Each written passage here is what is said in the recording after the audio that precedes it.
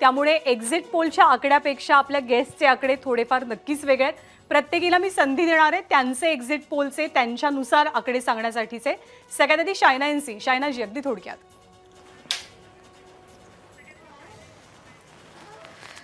देखिए, आंकड़े में न जाते हुए मैं जरूर कहूंगी 11 करोड़ सदस्य है भारतीय जनता पार्टी के कार्यकर्ता जो सक्रिय रूप से काम करते आए हैं, तो स्वाभाविक रूप से एक एक पोलिंग बूथ तक हम पहुंचेंगे और पहुंच गए हैं।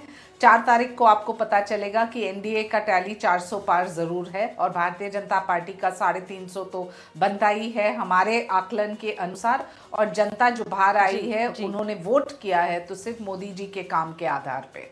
जी, हेमलता ताई।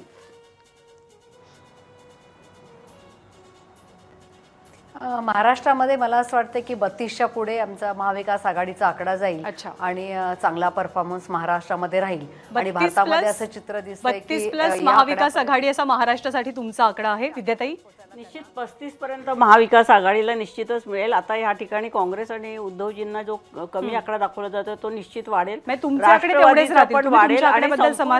संपूर्ण आमचा पण वाढेल, आमचा 9 पर्यंत जाईल, 10 सुद्धा होऊ शकतील। आणि संपूर्ण देशामध्ये यूपी असेल, बिहार असेल, अनेक ठिकाणी वातावरण देशातलं बदललेलं आहे आणि त्याचा परिणाम खूप चांगला आहे। भाजपला हे चांगलं माहिती होतं। ठीक आहे, 35+ हा तुमचा आकडा आहे। रुपाली ताई, महाराष्ट्रामध्ये आम्ही आमच्या 3 महायुती राष्ट्रवादीच्या 3 ज्या निवडून येणार आहेत। महायुती आमची मी तुम्हाला मगाशी सांगितलं 32 ते 35 पर्यंत जाईल, कारण का जनता सुज्ञ आहे। भावनिक पेक्षा काम करणारे लोकप्रतिनिधी कोण आहेत त्यांना ते मतदान असा तुमचा अंदाज आहे। किशोरी ताई, मी मगाशी सांगितलं की शिवसेना महाराष्ट्रामध्ये म्हणजे उद्धव बाळासाहेब ठाकरे हे 18+ आहे आणि युतीचे 35।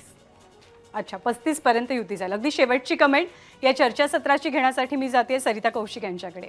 ज्ञानदा, मला वाटतं यातलं टेकअवेज जर आपण बघितले तर सगळ्यात महत्त्वाचं म्हणजे की दोन्ही शिवसेना ज्या आहेत त्या जे लढलेल्या जागा आहेत आणि एक्झिट पोल प्रमाणे ज्या जागा आहेत त्या बघितल्या तर शिवसेना कोणाची आणि कार्यकर्ता कोणाबरोबर याचा निकाल अजूनही लागलेला नाहीये। शरद पवार यांना संपूर्णरित्या फूट झाल्यानंतर सुद्धा फायदा झालेला दिसतो आहे आणि भाजपाला मात्र असे 2 मित्र पक्ष घेऊन फायदा व्हायचं दूर तोटाच झालाय असं हा खरं तर ह्या एक्झिट पोलचा टेकअवे आहे आणि या सगळ्यांचा परिणाम आपल्याला विधानसभेवर नक्कीच दिसेल। बरोबर आहे, कारण विधानसभा अगदी तोंडावर आहे 4 ते 5 महिन्यांवरती आणि 50-50% म्हणजे मतदारांमध्ये सुद्धा संभ्रम राहिला या फाटाफुटीमुळे। हे सुद्धा अधोरेखित होतं। महिलांचं पॅनल होतं आणि पुढच्या निवडणुकीत म्हणजे 2029च्या निवडणुकीत महिला मतदारांची संख्या कदाचित पुरुषांपेक्षा जास्त असू शकते असा अंदाज व्यक्त होतो आणि 2029च्या निवडणुकीत महिला आरक्षण विधेयक सुद्धा लागू झालेलं असू शकतं। त्यामुळे कदाचित तुमच्या कोणाचा मतदारसंघ आरक्षित झालेला असेल तर तुम्ही कोणीतरी कदाचित उमेदवारही असू शकाल 2029ला। आणि गेल्या 2 निवडणुकांमध्ये आपण पाहिलं की सरकार स्थापण्यामध्ये किंवा सरकार निवडून देण्यामध्ये महिला मतदारांचा शेअर हा खूप महत्त्वाचा मोलाचा राहिलेला आहे। पुढची चर्चा म्हणजे 8 वाजल्यापासून 10 वाजेपर्यंत देशाचा ओव्हरऑल आकडा, देशाचे महत्त्वाचे मतदारसंघ आणि खास करून महाराष्ट्रात हे असं चित्र का दिसलं याची चर्चा पुढच्या 2 तासांमध्ये आपण करणार आहोत। पण सध्या तरी महाराष्ट्रामध्ये एक्झिट पोलनुसार मतदारांनी 50-50% पसंती महाविकास आघाडी आणि महायुतीला दिल्याचं चित्र पाहायला मिळतंय। आत्ताच्या महिला विशेष चर्चा सत्रात आपण इथेच थांबतोय, पण एक्झिट पोलची चर्चा एबीपी माझावरती अशीच सुरू राहील।